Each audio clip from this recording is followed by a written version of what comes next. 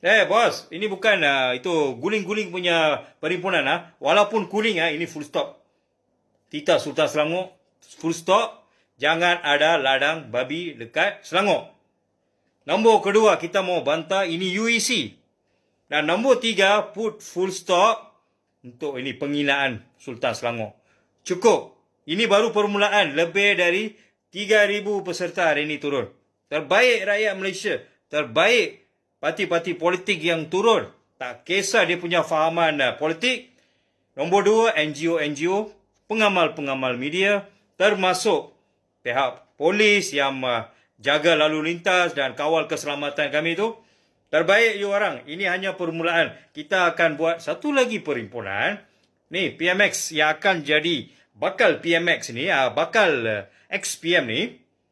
Cukuplah kau punya UEC, kau punya drama ni. Kita akan buat satu lagi perhimpunan membantah kemasukan UEC ke IPTA. So, Kerajaan Madani, tunggulah announcement daripada kami. Kita akan buat perhimpunan yang lebih besar.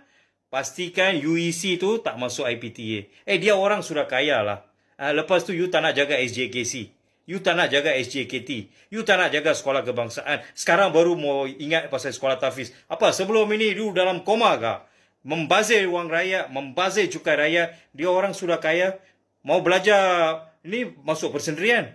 Sekarang mau masuk universiti minta IPTA. Apa punya otak lah lu orang. So, PMX, tolong tunggu kita punya next announcement. Pasal ini janganlah hilangkan kita punya account. Itu standard lah MCMC punya kerja lah. Kita tengoklah apa you nak buat terhadap rakyat Malaysia. Suara rakyat, suara keramat. Terbaik daulat tuanku. Akan dia hampuk kan Apa pula main baling-baling kursi ni? Kalau you pun nak bersukan, nak beriadah, kan? Janganlah main sukan baling-baling kursi. Kalau kono kepala bocor. Saya sukan yang elok-elok sikit. Contoh macam apa? Letak bola pimpong dalam sudu ko. Lari anak-anak ko. Main apa? Bola beracun ko. Main robot-robot kursi. Tak apa. Jangan baling-baling kursi. Masuk kursi tengah eloknya. Ada ompek kaki kan? Jaga elok-elok. Kau nak pakai wheelchair. Abang cakap apa masalah. Itu kata nak jadi pemimpin. Berpala-pala saya nak bergerak.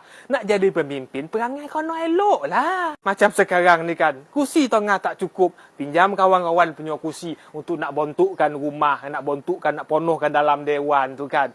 Time ada kursi jago. Ini tak bercakap-cakap. Nak baling-baling kursi. Ni jago kursi ni besok. Bila kursi tak ada, cari kursi baru. Nak tukar kursi itulah. Nak tukar kabinet. Letih. Jangan main baling-baling kursi. Kalau nak baling duit tak apa. Sodap sikit ngutip ni kan. Ni baling kursi. Kalau kepala bocor. Kalau budak-budak boleh senangan. Ini bapak budak. Bukan tangan.